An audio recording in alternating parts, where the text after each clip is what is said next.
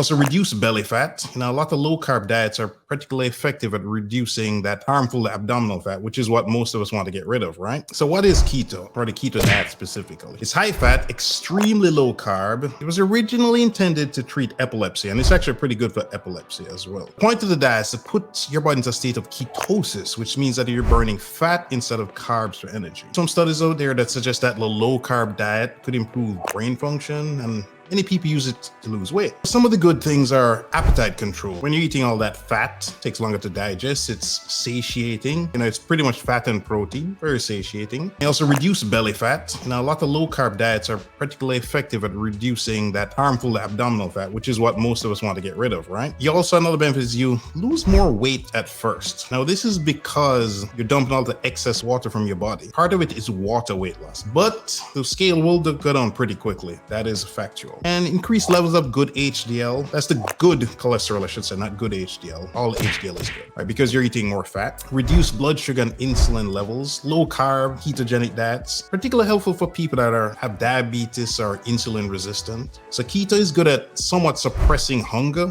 essentially. At least at any rate, as a result of that, help you burn more calories, right? And you'd for sure be eating less. However, in practice, they don't seem to do much better than other diets in the long term. So in the short term, keto diet is lose more weight. Several studies on that. But again, there was a 2013 study where they followed keto people for at least a year, and they lost 2 pounds more than low-fat diets. So that's not really, again, significant, right? If you lose 2 more pounds than one person over a period of a year, it's neither here nor there. So, in a nutshell, keto can definitely work. It definitely does work. And if it works for you, great. If it doesn't work, I'm not surprised, right?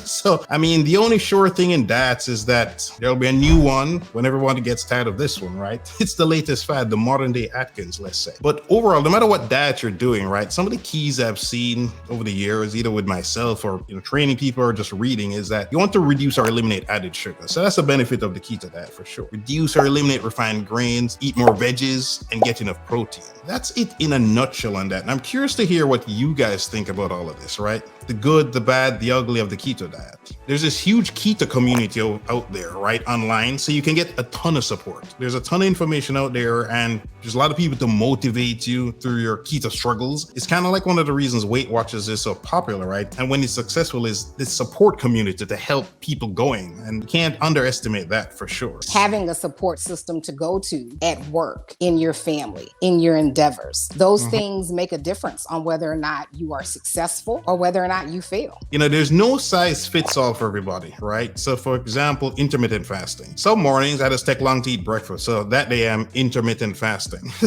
Right? So if, for example, somebody hates doing breakfast, they can intermittent fast. If they like breakfast, then don't do intermittent fasting. Any diet works. So to your point, if that person is more likely to quit on a regular diet, then yeah, perhaps they should try keto. They have nothing to lose. It definitely works. It doesn't work any better than the other diets. I've tried keto. One of my cousins, she's actually still doing keto. Somewhat tried it together. I stopped and just started logging my meals and exercising 5 days a week. She actually likes it. It's a big business because if you go into the grocery store now, like how you see organic foods, right, there's a whole keto section. Like for people who like sweets, true. Duncan Hines has keto brownies, keto cakes. Right. And so for people who don't want to deprive themselves, they're like, oh, I can do keto and still have some of the things that I like. Because for some people, when they deprive themselves, then they eat the whole cake opposed to eating a slice of cake. One of the things to look out for with those keto snacks, let's say, some of them aren't the healthiest. Because, when you're trying to mimic sugar or a sugary taste, you can't get something for nothing, right? So I would say just be careful reading the ingredients of some of those snacks to tell your cousin to do that, because sometimes they replace sugar with something else. Maybe it's too much sodium or some artificial flavoring. I remember years ago when I was doing Splenda all the time to avoid sugar, and I kept getting this headache on the left side of my head.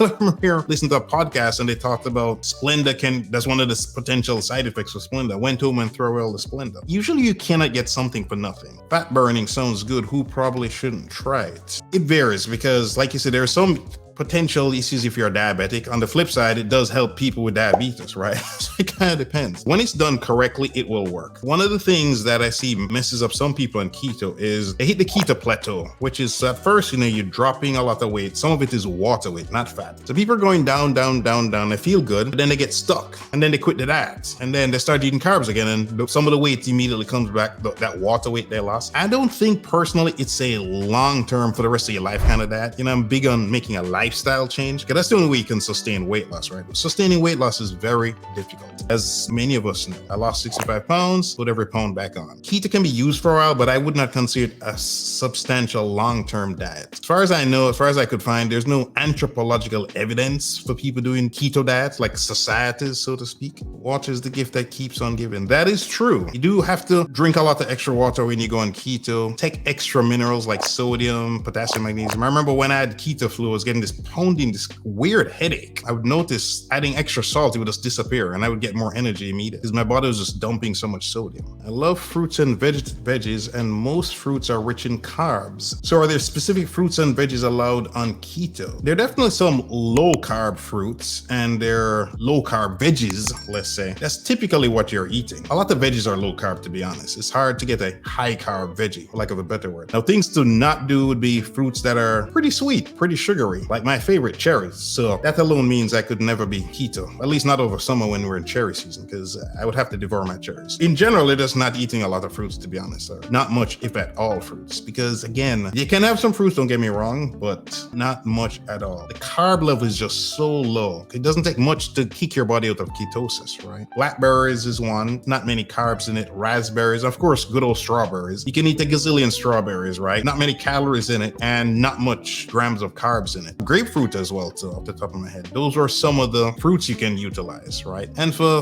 veggies, pretty much anything goes. And usually the most healthy ones, spinach, kale, things like that, broccoli, superfoods, for lack of a better word, celeries, cucumber, and I think Brussels sprouts as well, I think. But for sure, things like spinach and those other ones, definitely. Since it has short-term benefits, would it be something to consider to jumpstart the weight loss? Yes and no. A lot of these questions, right, you'll notice my answers sound like I'm waffling, but unfortunately, it's just complicated, right? Because yeah, you can get the short-term benefit. Let's say you want to drop weight quickly and not do something stupid, for lack of a better word, just slash your calories to drop a bunch of weight for an event. Keto could be something to help prep for an event. But you got to be willing to definitely go through some of those adjustment periods. And with the understanding that if you come off keto, some of that weight you lost is just going to come back on because it's water weight.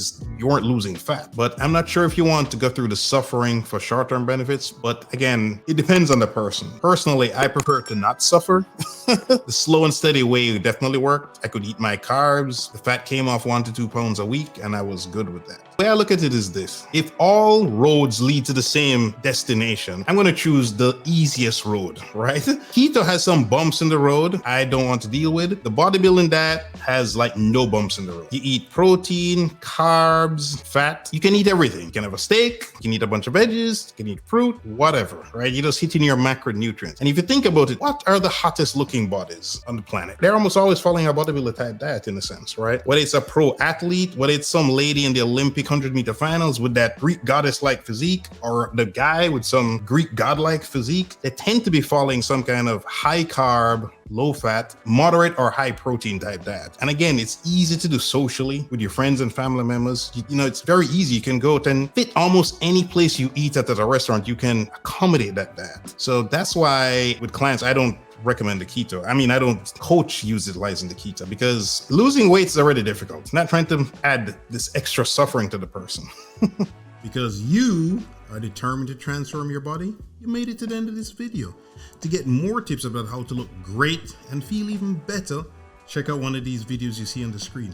I'm sure you'll enjoy them. So later's my massive. Me I go long now. For those who don't speak Jamaican patois, that's goodbye, my people.